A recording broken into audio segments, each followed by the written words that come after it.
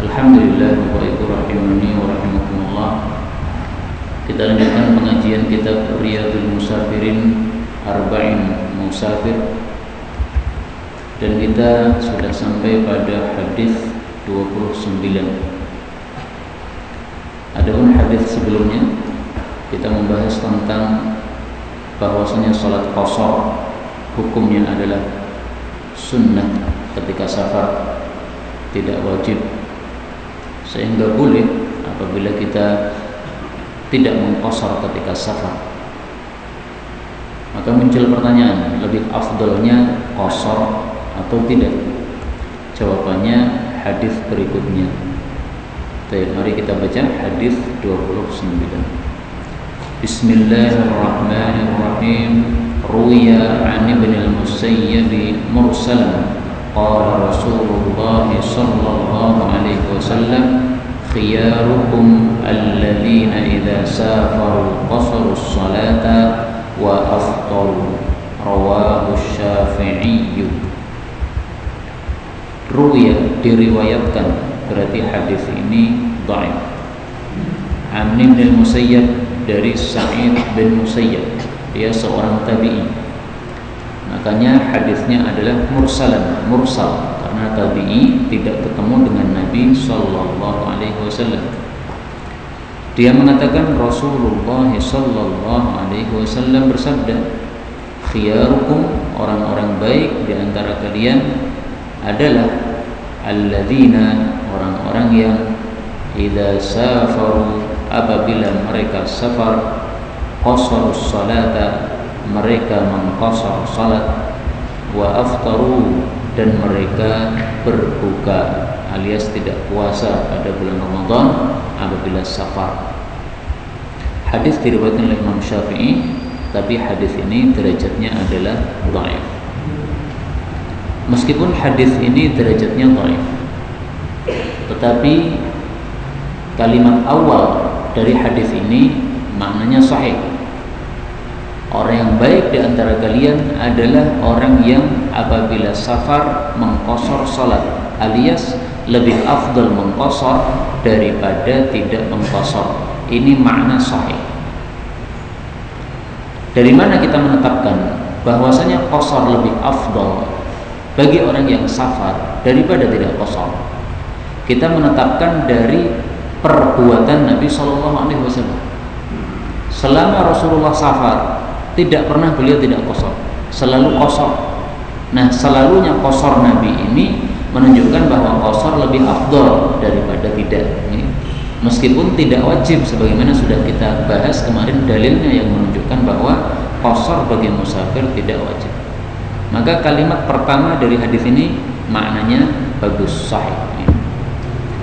Sekarang kalimat kedua, apabila mereka safar, mereka iftar, tidak berbuka. Apakah betul bahwasanya ketika safar lebih baik kita tidak puasa, lebih baik kita iftar, kita tidak berpuasa? Apakah benar seperti ini? Nah, ini masalah memang diperselisihkan oleh para ulama. Ada 4 pendapat. Pendapat yang pertama mengatakan ketika safar lebih baik iftar, tidak puasa. Pendapat kedua mengatakan ketika safar lebih baik shaum. Pendapat ketiga mengatakan ketika safar sama saja antara shaum atau iftar, tidak ada satu lebih baik daripada yang lain, derajatnya sama.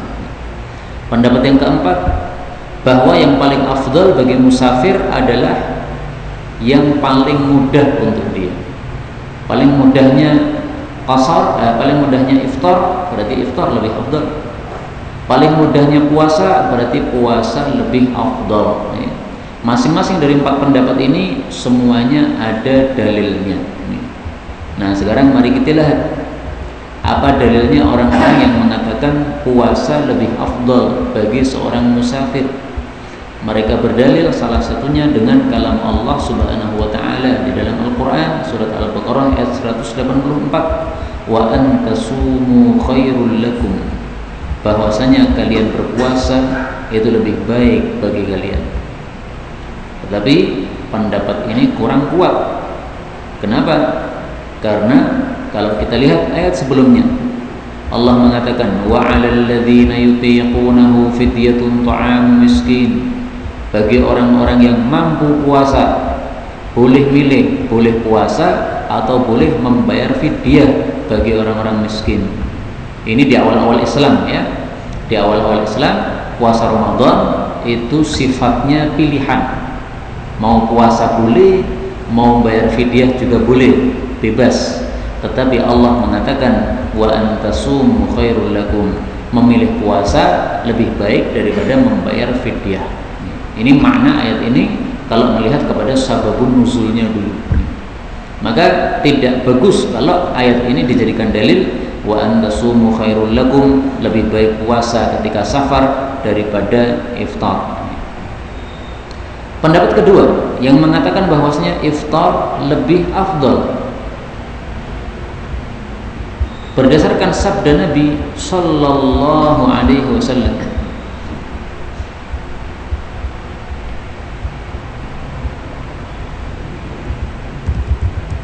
Beliau ditanya oleh seorang yang bersafar. Dia bertanya, "Ya Rasulullah, saya ini safar. Maka saya ini iftar atau saum sebaiknya?" Nah, Rasul sallallahu alaihi wasallam beliau menjelaskan dengan dua jawaban. Kita temukan dalilnya di dalam kitab Bulughul Maram min Adillatil Ahkam.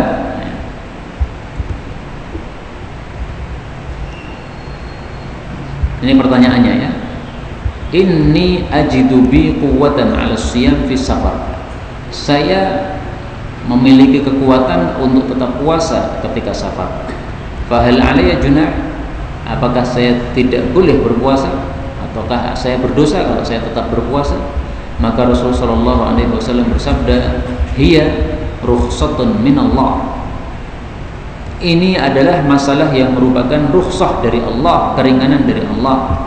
Faman akhadha biha, barang siapa yang mengambil rukhsahnya Allah, yaitu tidak puasa ketika safar, fahasanun, maka itu bagus.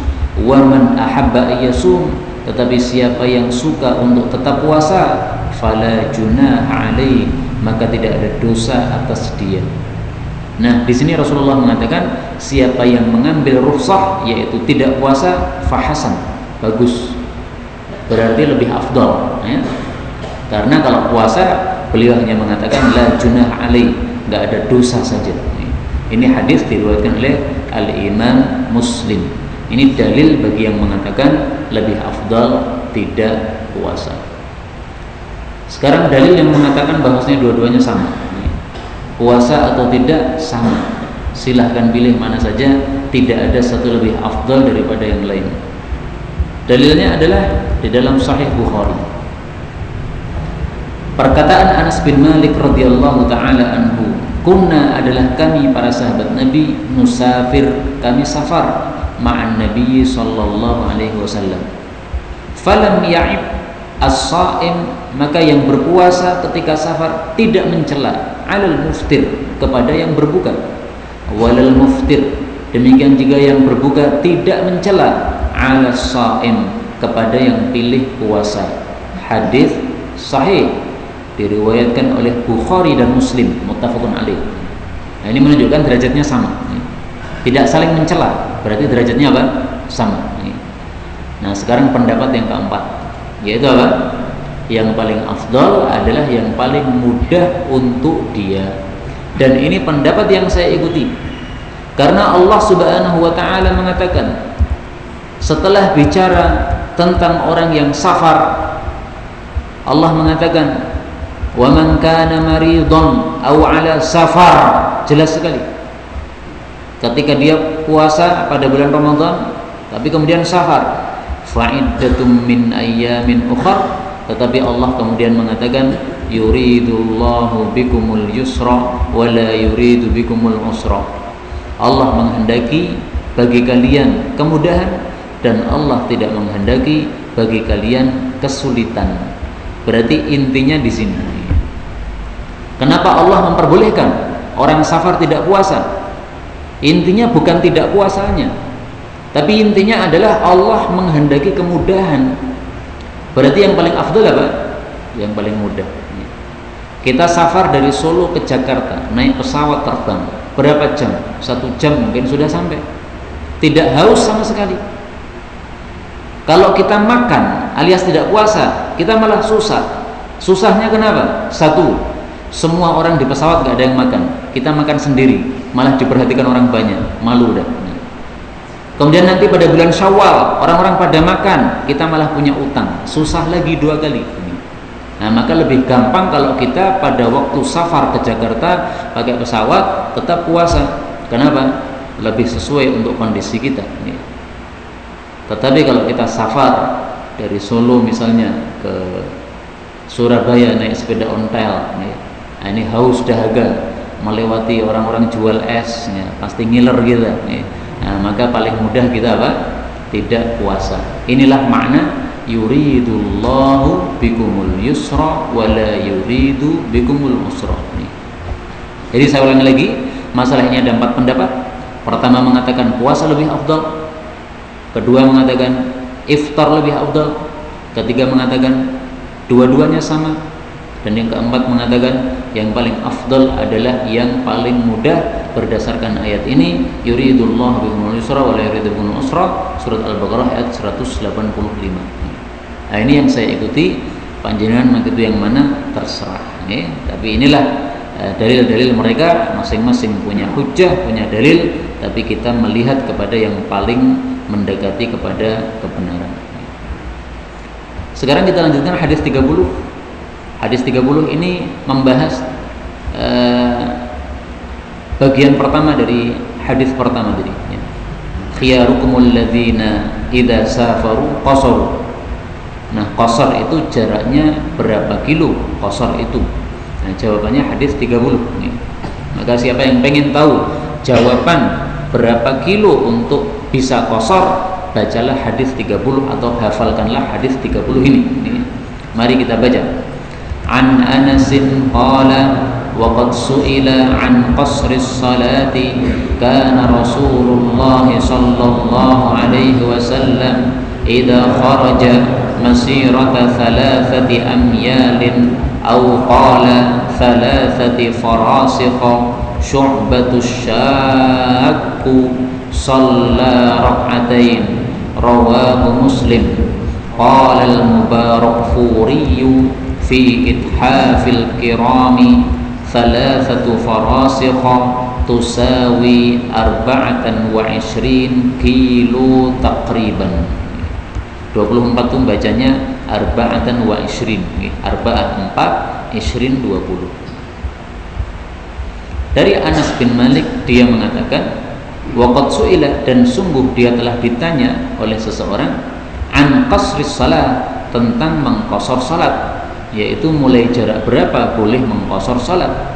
Maka Anas mengatakan karena adalah kebiasaan Nabi sallallahu alaihi wasallam idza kharaja, apabila keluar, masirata, kepada perjalanan 3 amyalin, 3 mil, au qala, ini cara membacanya ditambahi qala di sini, meskipun tidak tertulis, tetapi para ulama hadis ini memang sengaja menghapus untuk meringkas. Au qala, atau rawi mengatakan 3 farasikha, 3 farsakh.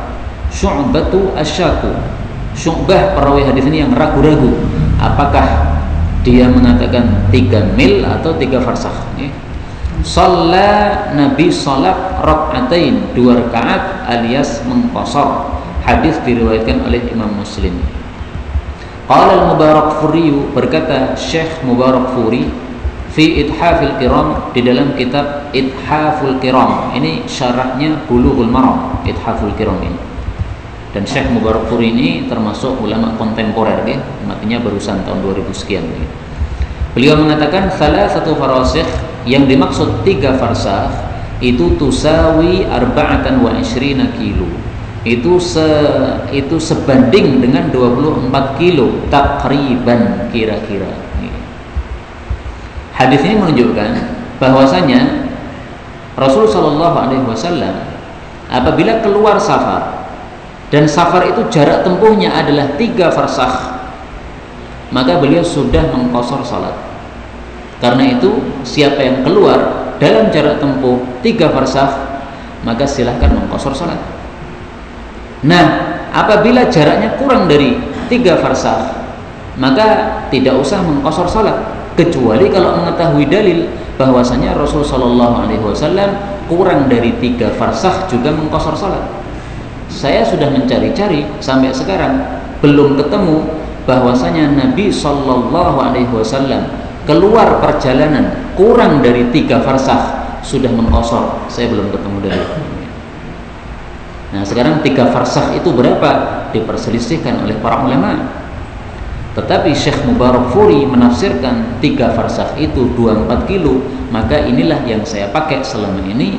Perjalanan kalau 24 kilo saya qashar. Tapi kalau kurang dari 24 kilo saya tidak qashar. Kenapa? Belum ketemu dalilnya. Loh, bukankah ini ada ini 3 mil? 1 mil itu sekitar 1,8 kilo. Anggaplah 2 kilo supaya dibulatkan supaya gampang. 1 mil 2 kilo, 3 mil berarti 6 kilo. Berarti kan ini dalil 6 kilo sudah boleh qashar. Nah, maka jawabannya ini adalah keraguan-raguan dari perawi hadis, karena dia mengatakan atau. Jadi saya lupa itu. Guru saya itu mengatakan 3 mil atau 3 farsakh. Nah, ketika ada keraguan-raguan seperti ini, kita hendaklah mengambil yang ihtiyat. Ihtiyat itu apa? Hati-hati. Hati-hatinya bagaimana? Ya kita ambil yang terbanyak aja. Karena kalau kita ambil yang 3 mil, sementara ini salah hadisnya, berarti perbuatan kita juga salah. Tapi kalau kita ambil yang 3 farsakh, nah maka perbuatan kita tidak salah. Kenapa? Wong qashar itu kan tidak wajib. Seandainya benernya hadis ini 3 mil seandainya, berarti 6 kilo sudah boleh qashar seandainya. Tapi kita 6 kilo belum qashar, ya nggak apa-apa, nggak salah. Wong qashar tidak wajib. Tetapi kalau yang benar adalah 3 farsakh, yaitu 24 kilo, maka kalau kita ngambil yang 6 kilo qashar, berarti kita salah. Kenapa? Hadisnya salah yang 3 mil. Nah, itu maksudnya kehati-hatian seperti itu, ambil yang terbanyak. Tapi Bapak Ibu rahimani wa rahimakumullah, saya memaklumi kalau ada orang-orang yang kurang dari 24 kilo sudah berani qashar. Saya maklumi. Yogen, om punya alasan. Tapi alasannya menurut saya tidak kuat, sehingga saya tidak ikut-ikutan. Kalau ada yang mau melakukan itu di antara para ustadz-ustadz, saya melihat sebagian ustadz itu tidak sampai 24 kilo, ya, itu sudah qashar. Baru 6 kilo, baru 10 kilo udah qashar. Ya silahkan aja. Tapi saya menganggap dalilnya tidak kuat, sehingga saya tidak mau melakukannya. Seandainya saya satu mobil sama beliau, seandainya beliau qashar, saya tidak qashar. Kenapa? Karena menurut saya dalilnya tidak kuat. Dalilnya apa? Mari kita lihat. Di dalam kitab Musannaf Ibnu Abi Syaibah, tulis qadri kam yaksurus salat.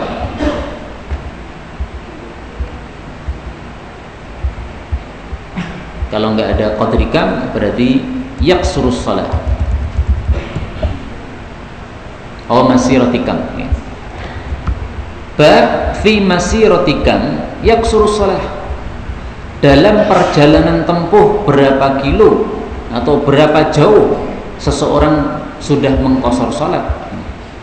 Nah, hadis yang pertama dari Abu Sa'id Al-Khudri, anna nabiyya, bahwasanya Nabi sallallahu alaihi wasallam, kana idza safara farsakhan, apabila beliau itu bersafar 1 farsakh, qashara salata, beliau sudah mengqashar salat. 1 farsakh itu ada sebagian ulama mengatakan 3 mil, berarti 6 kilo. Ada juga yang mengatakan tidak seperti itu. Artinya 1 farsakh itu memang masih diperselisihkan. Tapi minimal ada yang mengatakan 1 farsakh adalah 3 mil. 3 mil berarti sekitar 6 kilo. Nah, ini tampaknya dasar mereka yang sudah berani qashar padahal jaraknya hanya 6 kilo. Tapi saya tidak mau ikuti ini. Kenapa? Ini hadisnya dhaif. Kalau pengen tahu dhaifnya, lihat sanadnya.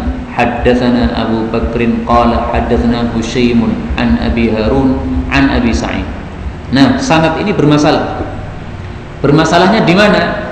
Lihat di dalam kitab Musannaf Ibnu Abi Syaibah yang sudah ada takhrijnya. Di situ akan dijelaskan kenapa hadis ini derajatnya dhaif. Intinya hadis ini tidak bisa dijadikan dalil karena derajatnya tidak sahih. Adapun hadis yang saya tampilkan tadi sahih, riwayat Imam Muslim, bahwasanya perjalanan 3 farsakh sudah mulai qasar salat, 24 kilo sudah mulai qasar salat. Karena itu Syekh Mubarakfuri mengatakan bahwasanya pendapat yang paling bagus dalam masalah jarak tempuh qasar salat adalah siapa yang berdalil dengan hadis ini, karena hadisnya sahih. Beliau tidak mengikuti pendapat yang 1 farsakh ini tadi. Kenapa? Dhaif.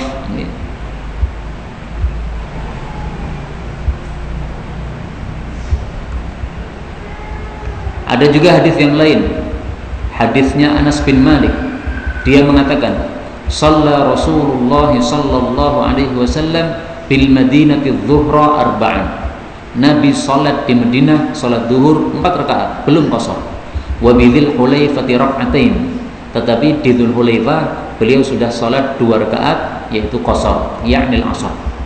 Nah, ini juga kalau dijadikan dalil bolehnya orang qasar dalam jarak tempuh 10 kilo ini juga tidak benar. Kenapa? Karena kalau kita baca hadis ini secara lengkap, ternyata ketahuan bahwa yang dimaksud dalam hadis ini adalah singgahnya Nabi di Dzul Hulaifah ketika beliau berjalan dari Madinah menuju ke Mekah ke selatan. Dari Madinah utara menuju ke Mekah ke selatan. Di tengah perjalanan beliau singgah di Dzul Hulaifah. Nah, Madinah dengan Dzul Hulaifah mungkin sekitar itu 10 kiloan. Sudah mulai qasar. Tapi bukan berarti Nabi safarnya ke Dzul Hulaifah, bukan. Nabi safarnya ke Mekah jauh, tapi sudah mulai qasar di Dzul Hulaifahnya. Nah, maka kalau mengatakan, oh ini dalil nih 10 kilo sudah boleh qasar, nah, kita jawab itu tidak benar. Kamu membaca hadis sepotong. Memang hadisnya mengatakan begitu, tetapi hadis ini hanya ringkasan. Kumpulkanlah hadis yang bicara masalah ini semuanya dari semua kitab, akan ketahuan bahwa ini ternyata perjalanan menuju Mekah, beliau singgah di Dzul Hulaifah. Nah, kadang-kadang orang tuh salah paham gara-gara membaca hadis sepotong-sepotong. Membaca hadis hanya lihat lafalnya itu saja, tidak melihat kepada judul babnya yang ditulis oleh penulis kitab ini. Imam Bukhari ketika menampilkan hadis ini, beliau tidak membuat judul bab berapa kilo sudah boleh qasar, tidak. Tetapi berapa kilo seseorang itu ketika safar sudah boleh mulai qasar ketika dia singgah di situ. Jadi untuk orang yang singgah ini bukan untuk orang yang perjalanannya ke tempat tersebut, bukan. Nah, maka ini tidak bisa dijadikan dalil.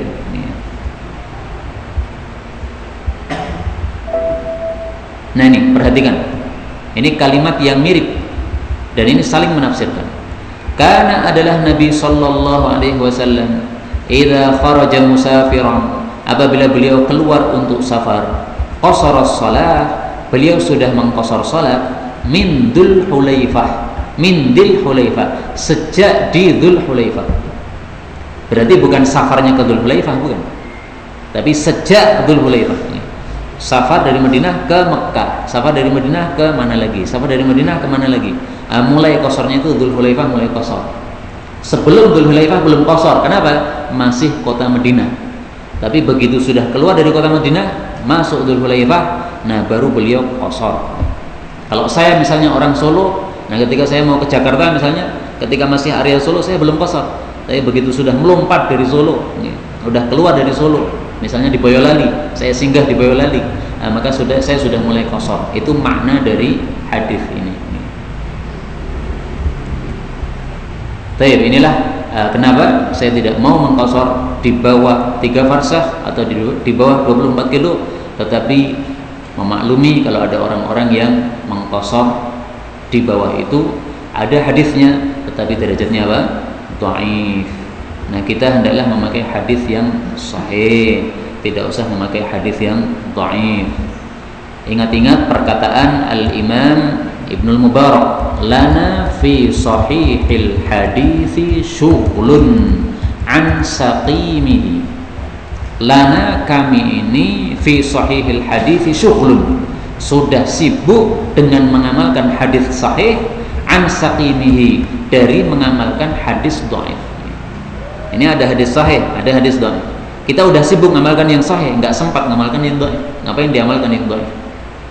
Kalau saya boleh buat permisalan, saya tidak sempat makan roti yang sudah jamuran karena ini ada roti yang bagus. Nah, ini ada roti yang bagus, mau pilih yang jamuran gimana? Ini hanya sekedar apa? Gambaran aja ya, bukan saya mengatakan hadis dhaif itu roti jamuran, bukan begitu. Baik, kita lanjutkan hadis berikutnya. Hadis yang menunjukkan bahwa orang musafir boleh selain qasar, boleh juga ditambahi dengan jamak. Mari kita baca. An Anas qala kana sallallahu alaihi wasallam yajma'u baina adh-dhuhri wal 'ashri wal maghribi wal 'isya'i fi safari, rawahu al-Bukhari. Dari Anas, dia mengatakan adalah kebiasaan Nabi sallallahu alaihi wasallam yajma', menjama', baina adh-dhuhri, antara zuhur, wal 'ashri, dengan asar, wal maghribi, dan antara maghrib, wal 'isya'i, dengan isya, fis safari, di dalam safar. Hadis ini menunjukkan bahwasanya orang yang safar terjadi dua hukum untuk dia dalam masalah sholat. Pertama, boleh qasar, tidak wajib. Yang kedua, boleh jamak, ini juga tidak wajib. Maka jamak qasar bagi musafir boleh. Sholat duhurnya 2 rakaat, asarnya 2 rakaat, itu pun dijamak, boleh. Dalilnya hadis ini. Nah, dalam masalah ini ada dua pembahasan. Pembahasan pertama, ya jamak.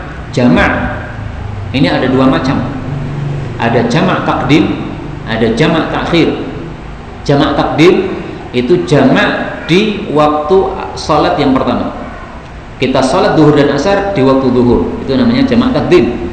Kita salat maghrib dan isya di waktu maghrib, itu namanya jamak takdim, mendahulukan ya.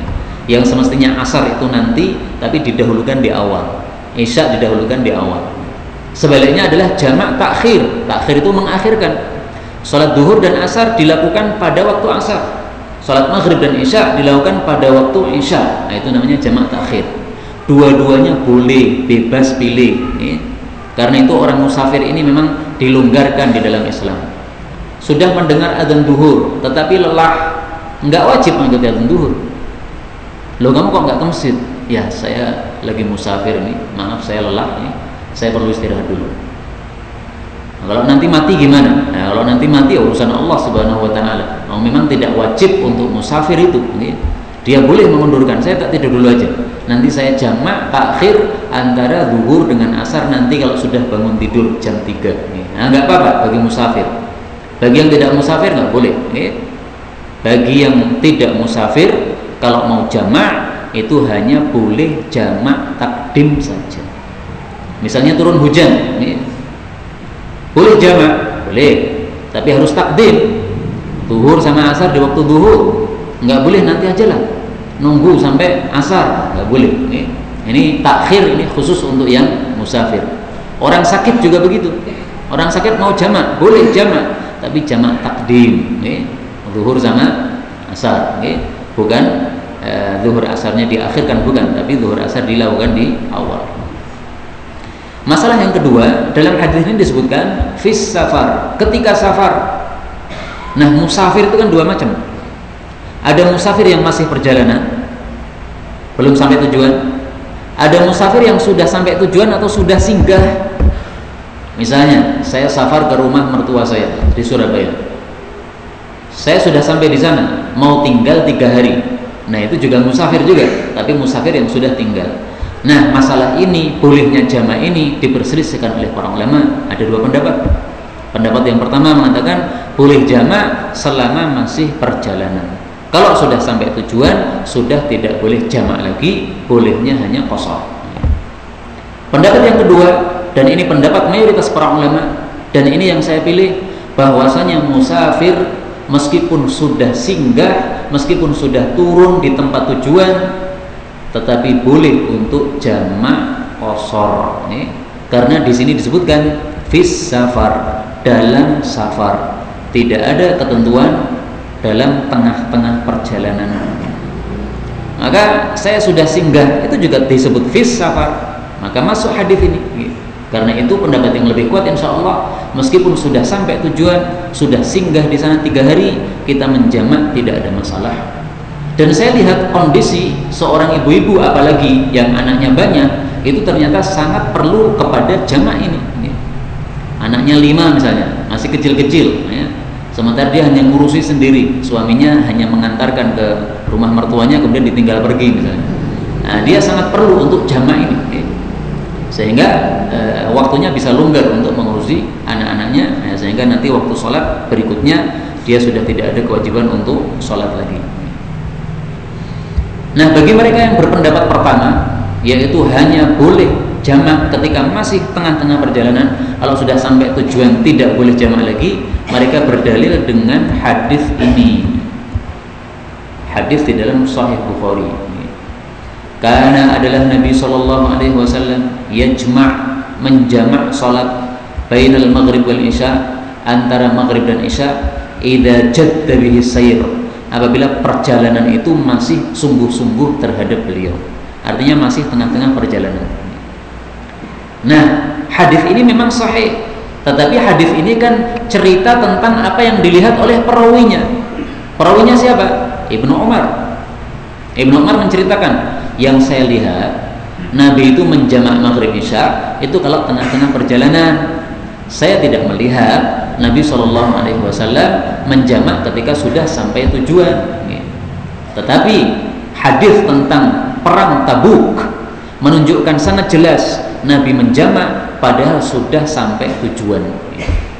Perang Tabuk itu berapa hari? 20 hari atau 19 hari. 20 hari saya ingat saya. Nah, Rasulullah tinggal di Tabuk, itu beliau menjamak. Keluar dari kemah, sholat, masuk lagi. Keluar dari kemah, sholat jamaah, kemudian masuk lagi. Nah, itu dijamak antara maghrib dengan isya, antara zuhur dengan asar. Berarti boleh menjamak meskipun sudah sampai tujuan atau sudah singgah di tempat. Nah, maka pendapat yang mengatakan boleh, dan itu pendapat mayoritas para ulama, sangat kuat sekali dalilnya, yaitu hadis tentang sholat Nabi pada perang Tabuk. Hadis berikutnya, hadis tentang puasa pada waktu safar, padahal puasanya adalah puasa sunnah. Boleh atau tidak? Mari kita baca. Ani bin Abbasin qala kana sallallahu alaihi wasallam la yada'u sawma ayyamil bidi fi safarin wala hadarin, rawahu Tabarani. Ya, baknya di fathah ya, karena sebagian orang membaca Tabrani, salah, yang benar Tabarani. Dari Ibnu Abbas radhiyallahu anhuma, dia berkata, adalah kebiasaan Nabi sallallahu alaihi wasallam la yada', beliau tidak meninggalkan sauma ayyamil bid, puasa hari-hari putih, fi safarin, baik ketika safar, wala hadar, maupun ketika hadar atau ketika mukim. Hadis diriwayatkan oleh At-Tabarani. Hadis ini menunjukkan sangat jelas bolehnya orang berpuasa pada waktu safar meskipun puasanya adalah puasa sunnah. Jadi puasa Ramadan yang wajib ketika safar menjadi tidak wajib dan boleh berpuasa. Nah, maka kalau Ramadan yang wajib boleh dilakukan pada waktu safar, maka sunnah pun juga sama hukumnya, yaitu boleh dilakukan pada waktu puasa. Dan hadis ini menunjukkan bahwasanya Rasul Shallallahu Alaihi Wasallam termasuk ahli puasa Ayyamul Bid. Rasul Shallallahu Alaihi Wasallam termasuk ahli puasa Ayyamul Bid. Jadi Nabi itu kalau dilihat kondisi beliau, ahli semuanya. Ahli perang ya iya, ahli sholat malam ya iya, sampai meletek-meletek kakinya, sampai bengkak-bengkak kakinya. Ahli puasa ya iya, ahli apa lagi, sedekah ya iya, semua kebaikan beliau ahlinya. Tidak ada satupun kebaikan kecuali beliau adalah menjadi pakar di dalamnya, ahli di dalamnya.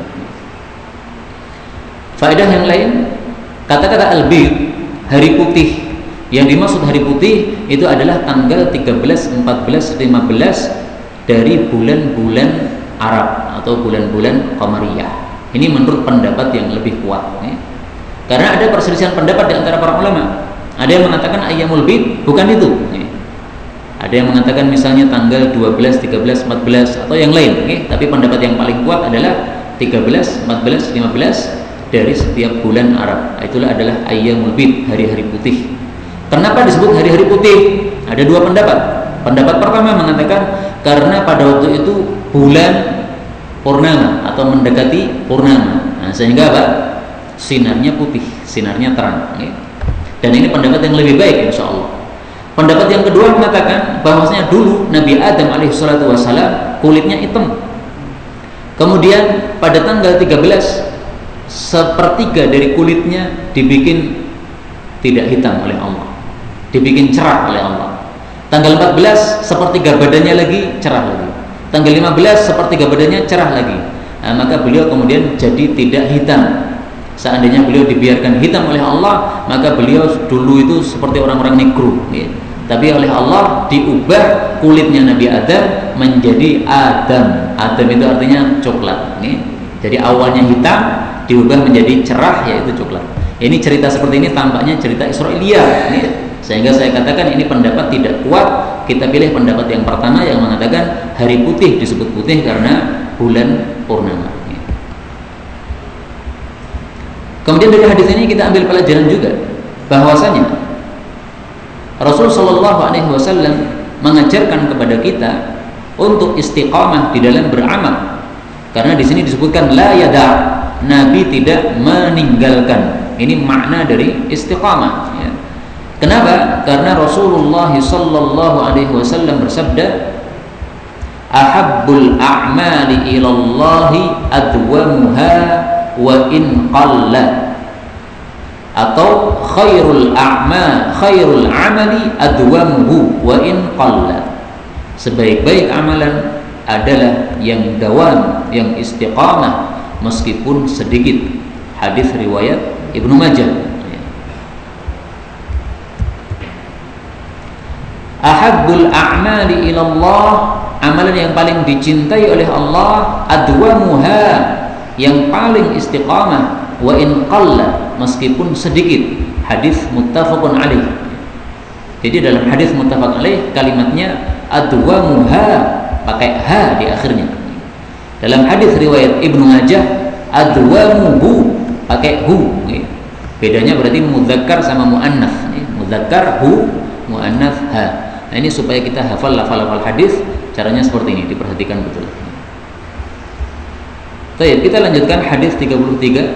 Ya, kita cepetin aja supaya segera khatam ganti kitab yang lain. Ya. Mari kita baca. Ruya an Abdurrahman bin Auf qala Rasulullah sallallahu alaihi wasallam shaimu ramadhana fis safari kal muftiri fil hadari.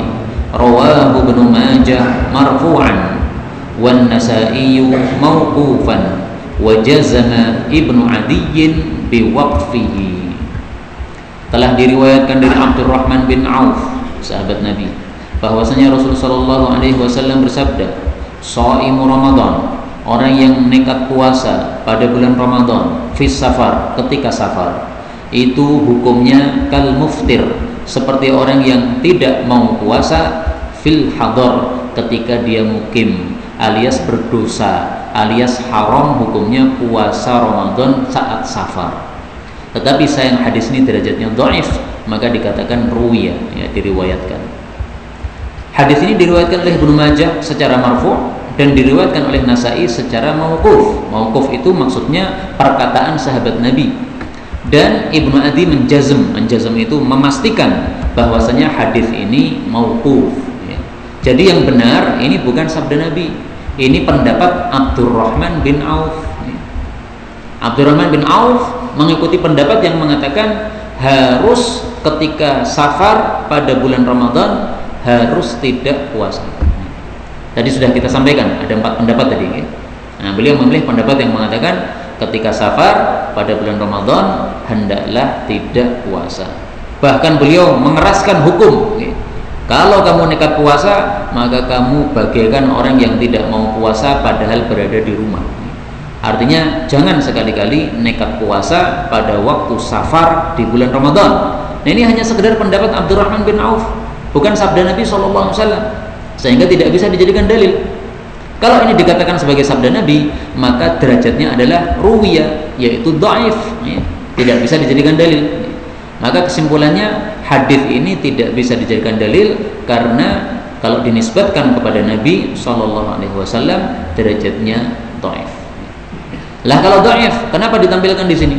Ya supaya panjenengan tahu bahwasanya ada sebagian ulama berpendapat seperti ini, termasuk orang-orang Syiah, termasuk mazhab Zahiri. Mereka berpendapat orang safar tidak boleh puasa. Kalau nekat puasa gimana? Puasanya nggak sah. Lah terus ya nanti kalau udah pulang harus ganti lagi. Jadi kita safar ke Surabaya 5 hari, tidak puasa 5 hari, nanti Syawal harus ganti 5 hari.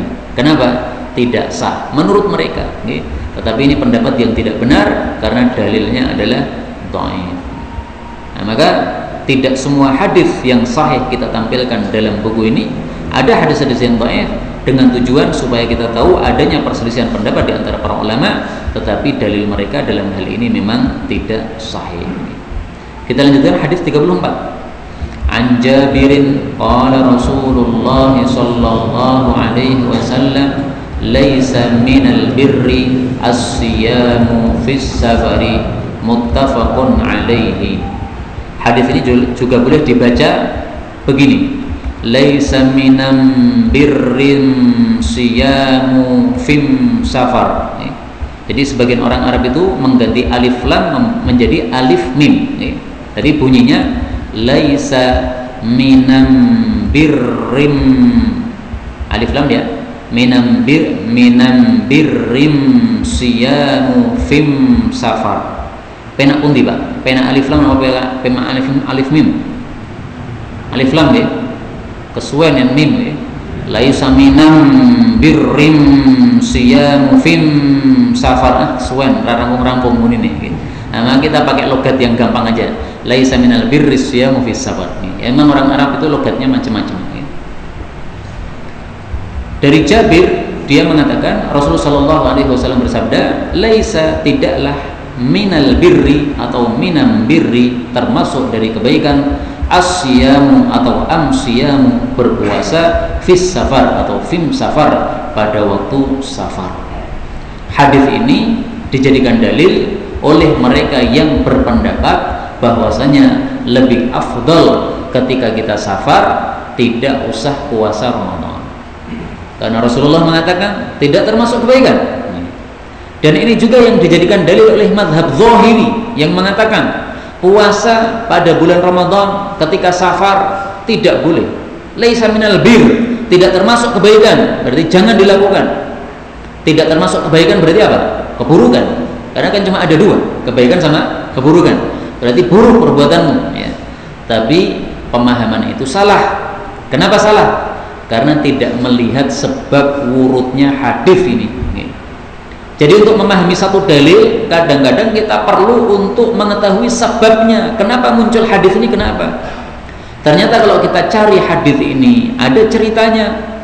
Ceritanya waktu itu Rasulullah SAW rombongan safar. Kemudian tiba-tiba di tengah perjalanan ada orang-orang berkerumun. Nabi bertanya, ada apa ini pada berkerumun? Kenapa turunnya? Maka beliau diberitahu, ini ada orang yang pingsan. Kenapa pingsan? Karena dia puasa ya Rasul. Padahal tidak kuat, tapi nekat puasa, akhirnya pingsan, akhirnya menyibukkan semua teman-temannya. Yang semestinya teman-temannya semuanya bisa lanjutkan perjalanan, gara-gara dia pingsan, semuanya jadi turun semuanya. Perjalanan jadi terhambat. Nah, maka Nabi berkomentar dengan hadis ini, tidak termasuk kebaikan puasa pada saat safar. Artinya kalau menyebabkan seperti orang ini. Jadi jangan salah paham. Sekali lagi kadang-kadang orang itu salah paham gara-gara apa? Memahami hadis sepotong-sepotong. Dipotong ini saja, kalimat awalnya ceritanya tidak dibaca, ya akhirnya salah. Itu seperti orang yang tidak suka Islam kemudian mengambil dalil dalam Al-Quran semau gue. Dalam Al-Quran Allah Subhanahu wa ta'ala mengatakan,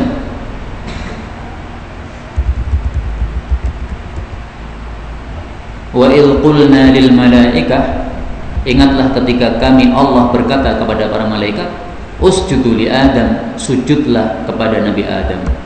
Fasajadu, maka semua malaikat sujud, illa iblis, kecuali iblis enggak mau sujud, dia aba, dia enggan sujud. Ini dijadikan dalil oleh mereka yang tidak paham Quran, mengatakan berarti iblis itu adalah orang yang paling mulia, lebih mulia daripada malaikat karena tauhidnya murni. Sujudnya maunya kepada Allah Ta'ala. Disuruh oleh Allah sujud kepada Adam, dia mengatakan enggak mau ya Allah, saya sujudnya hanya kepadamu saja, kepada selainmu saya enggak mau. Wah, ini tauhidnya tingkat tinggi, enggak mau sujud kepada selain Allah. Nah, ini ngawur seperti ini. Ini memotong ayat, lanjutkan, aba wastakbara wa kana minal kafirin. Nah, ini aba wastakbaranya enggak dibaca, Pak. Illa iblis, kecuali iblis, titik, ngawur itu. Aba enggan, wastakbara sombong. Sombong niku apik napa elek? Elek sombong. Wa kana minal kafirin, dia kafir kok malah dikatakan tauhid tingkat tinggi piye. Nah, itu salah gara-gara memotong dalil. Termasuk ini tadi, laisa minal birri siyamu fis safar. Jangan dipotong di akhirnya. Lihat kisah awalnya bagaimana. Kenapa? Karena kalau kita potong dalilnya seperti ini, nanti akan bertentangan dengan hadis-hadis yang lain. Tadi ada sahabat Nabi bertanya kan, ya Rasulullah, saya kuat ketika safar tetap puasa, gimana ini? Beliau mengatakan, itu kan rukhsah ya. Kalau kamu mengambil rukhsah, yaitu tidak puasa, ya bagus. Ya. Tapi kalau tetap puasa ya nggak apa-apa. Oh, nggak apa-apa. Bukan laisa minal bir, bukan tidak termasuk kebaikan. Nah, maka terjadi kontradiktif kalau kita tidak memahami secara benar hadis ini. Nah, maka pahamilah secara benar supaya tidak terjadi kesalahan. Ya, jadi kesimpulannya, kalau menyebabkan diri kita pingsan, menyibukkan orang lain, menyebabkan kesulitan bagi orang lain, kalau kita nekat puasa pada waktu safar, maka barulah termasuk dalam hadis ini. Tambah satu hadis lagi, hadis 35. Monggo. Zadan Nasa'i wa sahhahahu Ibnu Hibban, fa'alaikum bi rukhsatillahi allati rakhkhasa lakum faqbaluha. Ini enggak ada harakatnya ya. Imam Nasa'i menambahkan dan disahihkan oleh Ibnu Hibban, fa'alaikum, maka selalulah atau terimalah bi rukhsatillah, rukhsah dari Allah Subhanahu wa taala, allati yang rakhkhasa lakum, Allah telah memberikan rukhsah untuk kalian, faqbaluha, maka terimalah rukhsah tersebut. Nah, ini adalah dalil bagi mereka yang mengatakan lebih afdal untuk tidak berpuasa. Dan saya sudah sampaikan tadi, masing-masing 4 pendapat punya dalil. Kita ulangi sekali lagi ya. Yang berpendapat bahwasanya lebih afdal puasa ketika safar, berdalil dengan ayat Al-Quran, wa antasumu khairul lakum. Yang mengatakan lebih afdal tidak puasa, berdalil dengan salah satunya ayat hadis ini, fa'alaikum bi rukhsatillah, terimalah rukhsah Allah, yaitu tidak usah puasa. Pendapat yang ketiga mengatakan sama saja dalilnya, karena sahabat Nabi tidak saling mencela, yang puasa tidak mencela yang tidak puasa, yang tidak puasa tidak mencela yang puasa. Pendapat yang keempat yang mengatakan paling afdal adalah yang paling gampang untuk kita, dalilnya dalam Al-Quran, yuridullahu bikumul yusra wa la yuridu bikumul usra. Dan dari sini kita ambil kesimpulan bahwasanya para ulama apabila berbeda pendapat, ternyata mereka juga memiliki dalil masing-masing. Karena itu hendaklah kita bisa longgar sebagaimana longgarnya para ulama. Ada 4 mazhab, Hambali, Hanafi, Maliki, Syafi'i, semuanya longgar hatinya. Kamu pendapatnya gitu, dalilmu apa? Oh, dalil saya begini. Saya pendapatnya begini, dalil saya begini. Udah, masing-masing punya dalil, ya udah, jalan sendiri-sendiri. Tidak usah gontok-gontokan. Dan tolong, kalau kita mengingkari pendapat yang salah, ingkarilah dengan cara yang baik supaya bisa diterima. Misalnya ini, gampanglah yang sehari-hari. Misalnya azan dilakukan, itu kan pendapat yang salah ya. Nah, kalau kita ingin memberitahu adzan jangan dilakukan, sampaikan dengan cara yang halus, ya. Jangan tiba-tiba langsung adzan murasah, adzan elek sak donya. Nah, ini kalimat-kalimat jelek seperti ini menyebabkan orang lari, ya. Sampaikan dengan senyum dan jangan di depan orang banyak, ya. Karena kalau di depan orang banyak diberitahu, ini memalukan seperti ini. Datangi rumahnya, diberitahu, ya. Antum kalau adzan tolong enggak usah dilakukan, karena adzan lagu ini tidak sesuai sunnah Nabi Sallallahu Alaihi Wasallam. Seluruh para ulama-ulama kibar nggak ada satupun yang melakukan adzan. Nah, misalnya begitu, disampaikan secara baik-baik, secara halus, maka insya Allah akan bisa diterima apa yang kita nasihatkan kepada orang lain. Al-Imam As-Samarqandi, seorang ulama penulis kitab Bahrul Ulum dalam kitab tafsir, juga penulis kitab Tanbihul Ghafilin, kitab yang sangat bagus terutama untuk para penceramah. Ini kitab sangat bagus sekali untuk rujukan materi khutbah Jumat dan sebagainya, ya. Beliau menyebutkan bahwasanya orang yang akan amar ma'ruf nahi munkar itu memerlukan kepada 5 perkara. Alladzi ya'muru bil ma'ruf, orang yang melakukan amar ma'ruf, yahtaju ila 5 asya, butuh 5 perkara. Awwaluhal ilm, yang pertama ilmu, karena kalau bodoh tidak mungkin bisa amar ma'ruf yang benar, karena kadang-kadang dia menganggap ini salah padahal benar. Yang kedua, ayyaqsida bihi wajhallah, niatnya semata-mata mengharap ridha Allah, tidak untuk menampakkan aku bisa, aku benar, kamu salah, tidak begitu, ya. Wa i'zazuddin, untuk meninggikan agama, supaya yang dilakukan adalah yang benar, supaya yang tidak salah, supaya yang salah tidak dilakukan, ya. Syarat yang ketiga, asy-syafaqah 'ala man ya'mur bil din, kasihan kepada orang yang akan dia amar ma'rufi, ya. Kamu itu salah, saya kasihan sama kamu. Nah, jadi anggaplah dia lagi berada dalam kesalahan, dalam kebahayaan, ya. Misalnya kita lihat orang mau nyemplung sumur atau mau orang tergelincir terseret pada arus ombak misalnya. Nah, kita kasihan kepada dia, gimana cara menyelamatkannya? Nah, cara menyelamatkannya adalah bilin, dengan lembut, wa tawaddud, dan dengan menunjukkan kecintaan. La yakunu fadhan ghalidha, tidak kasar, tidak keras. Karena Allah mengatakan kepada Nabi Musa dan Nabi Harun, padahal yang dihadapi adalah Fir'aun, si kafir, faqula lahu qawlan layyina, ucapkan kepada Fir'aun yang kafir perkataan yang lembut. Lah sekarang kepada Fir'aun aja lembut perkataan. Nah, sekarang sesama muslim malah perkataannya kasar. Nah, ini tidak tepat, ya. Kalau kita sebagai muslim dikasari oleh saudara kita sesama muslim, kita tanya aja, aku janjane iki aku luwih HP apa Fir'aun? Yang memang Fir'aun luwih HP, ya wis, kowe kasar aku ora apa-apa. Tapi kalau kamu meyakini Fir'aun lebih jelek, maka ingat ayat ini, faqula lahu qawlan layyina, kepada Fir'aun aja harus lembut. Lah kenapa engkau harus kasar kepada saya? Itu kalau kita mau nasihati orang yang kasar kepada kita, caranya begitu. Tapi kita sendiri jangan kasar kepada orang lain ketika menasihati dia.